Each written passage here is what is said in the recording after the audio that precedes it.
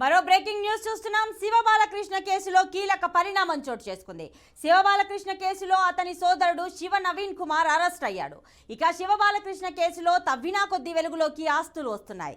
శివబాలకృష్ణ సోదరుడు శివ నవీన్ దంపతులు భరత్ పేర్లతో పాటు మరికొంతమంది కుటుంబ సభ్యుల పేర్లతో భూములు, ప్లాట్లు ఉన్నట్లు అధికారులు గుర్తించారు.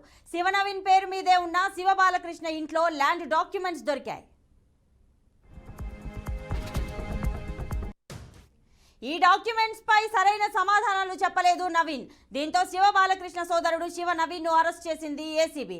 శివబాలకృష్ణకు శివ నవీన్ బినామీగా ఉన్నట్లు గుర్తించారు.